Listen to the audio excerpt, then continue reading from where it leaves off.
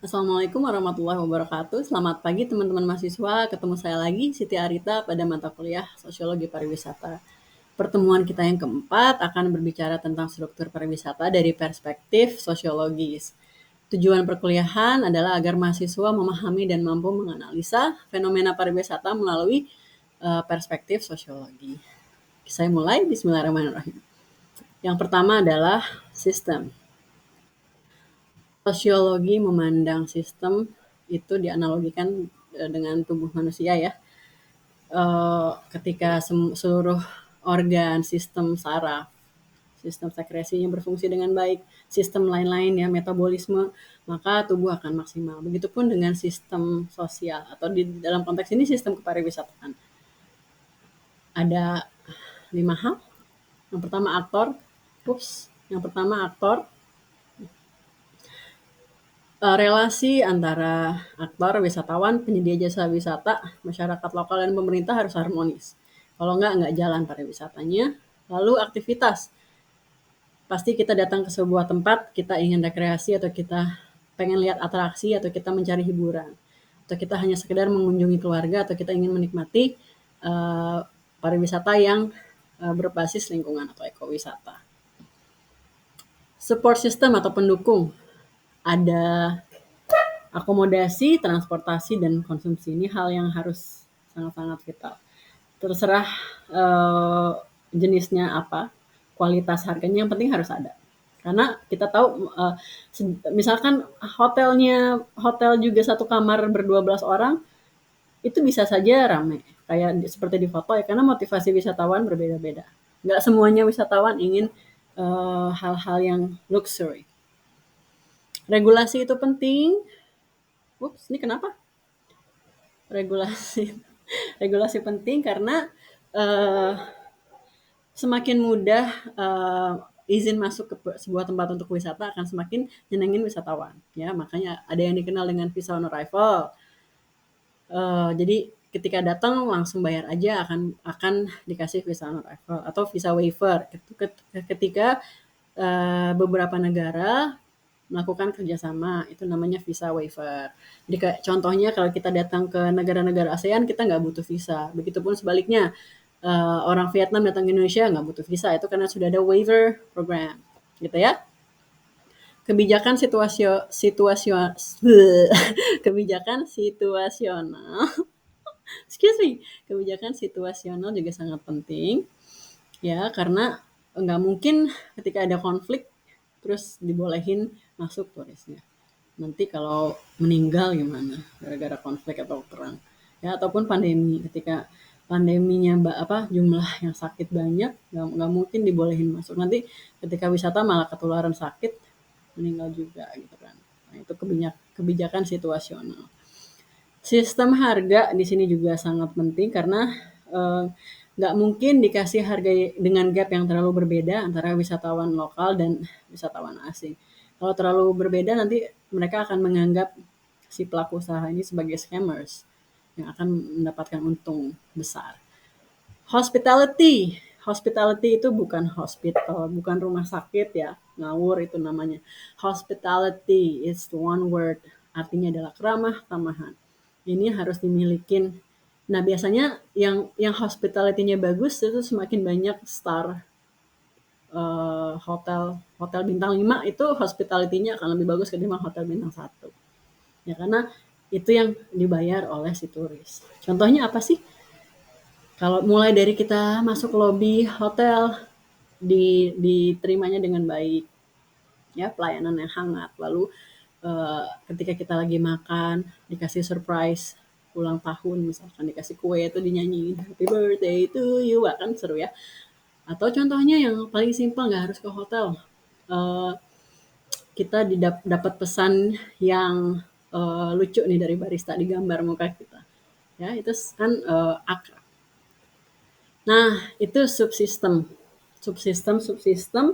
yang mendukung sistem pariwisata, gitu ya. Nah, ke semua ini kita bisa analisa melalui teori apa sih? Yang jelas, pertama, pertukaran sosial. George Homans, ya. Ada 5 proposisi. Yang pertama adalah proposisi sukses itu dilakukan oleh pelaku usahanya. Kenapa? Ya hospitality tadi ya. Ketika dia semakin dia ramah, menjamu tamu, dia akan mendapatkan keuntungan. Nah, tapi dalam fenomena pariwisata, ketika hospitality ini makin dijalankan, ini akan memberikan stimulus kepada tamu. Mereka akan menjadi frequent customers. Jadi ketika sudah enak nginep di hotel itu, maunya di situ lagi. Nggak mau coba cari kemana-mana gitu. Nah, proposisi berikutnya adalah proposisi nilai. Ini berkaitan dengan motivasi wisatawan yang kita sudah pretelin waktu pertemuan kedua. Yang berikutnya adalah deprivasi, ini terkait dengan kebosanan. Wisatawan bisa ya bosan? Bisa. Nah, ini kita akan bahas di destination life cycle. Cuman briefly, ini maksudnya adalah ketika uh, kurang adanya inovasi, jadi wisatawannya bosan gitu ya. Lalu ada proposisi agresi. Wah, dalam wisata ada juga agresi gitu. Bisa jadi agresif, bisa. Contohnya apa? Wisatawan misalkan udah bayar mahal, udah ngerencanain mau liburan, tiba-tiba datang ke sebuah hotel yang udah dibayar 23 juta semalam, tiba-tiba kamar mandinya kotor atau spraynya kotor. Kalau saya jadi turis, saya juga pasti akan marah. Gitu ya. Itu pertukaran sosial, fungsi dan disfungsi dari Robert Merton. Merton bilang fungsi itu ada dua, laten dan manifest. Laten adalah yang tidak direncanakan, manifest adalah yang direncanakan. Pariwisata tidak direncanakan maksudnya gimana? Eh, Pariwisata itu sebenarnya yang pasti memperoleh keuntungan adalah pemilik hotel, restoran, ya, atau pemilik jasa transportasi itu pasti. Nah, tapi ternyata masyarakat lokal ini adalah fungsi laten tadi. Masyarakat lokalnya menerima keuntungannya apa contohnya? Kalau ketika fungsi laten memiliki dampak positif. Contohnya adalah ketika masyarakatnya juga jadi termotivasi untuk menjadi guide, termotivasi untuk belajar bahasa Inggris. Itu adalah fungsi laten yang memberi dampak positif. Fungsi laten yang memberi dampak negatif dikatakan adalah disfungsi laten. Contohnya, komodifikasi seperti yang saya sudah jelaskan pada konteks Balim Festival gitu. Nah, kalau fungsi manifest biasanya memang pariwisata, orang mau berwisata itu direncanakan. Dan ketika sudah direncanakan ya pasti biasanya sih positif. Nah, tapi ternyata fungsi manifest juga bisa negatif, yaitu disfungsi manifest. Contohnya apa? Yang tadi, ketika sudah direncanakan malah apa tidak diberikan pelayanan yang bagus. Nah, itu akan jadi disfungsi manifest. Tamunya akan marah, gitu ya. Kapok nggak mau datang lagi. Itu fungsi dan disfungsi. Lalu destination life cycle. Nah, atau ini biasa disebut dengan tourist area life cycle atau tourism area TALC gitu deh. Dikemukakan oleh Butler tahun 80. Teori-teorinya rada jadul ya. Ini kayak kurva. Yang pertama eksplorasi, keterlibatan, pengembangan, konsolidasi, stagnasi.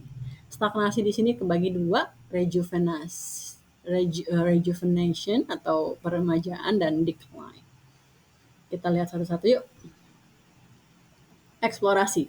Sebelum membuka sebuah objek wisata akan perlu dilakukan feasibility study. Ini visible nggak sih si tempat ini untuk menjadi resort atau untuk menjadi semacam apa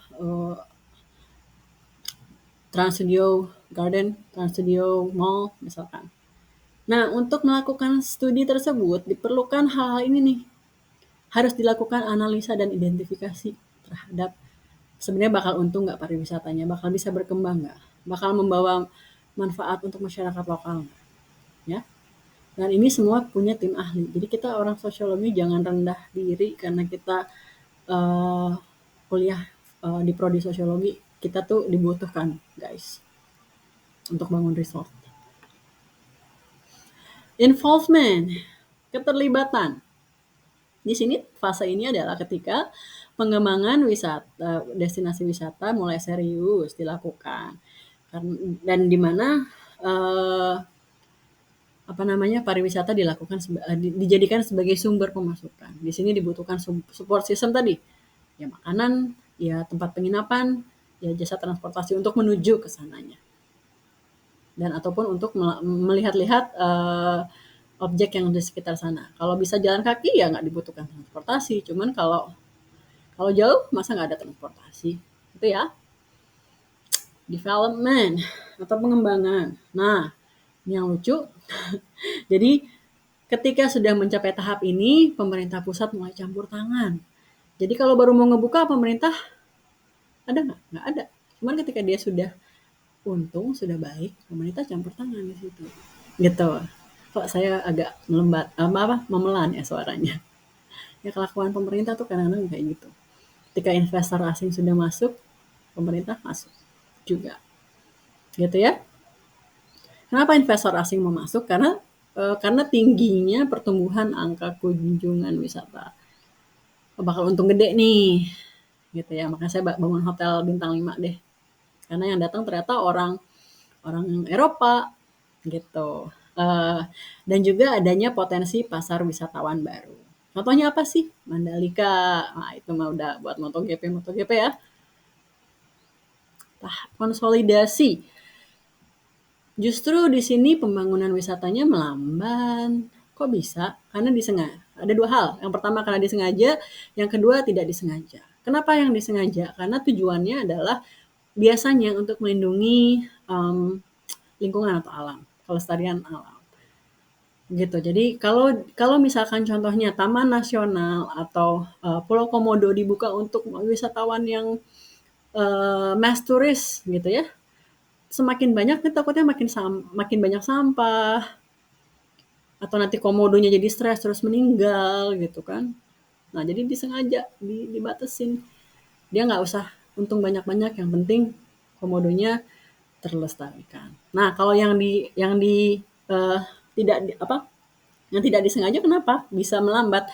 Ya karena jenuh tadi ya ada proposisi deprivasi. Nah, itu mirip dengan yang konsolidasi yang tidak disengaja. Karena ternyata kenapa bisa jenuh? Karena kurang inovasi gitu.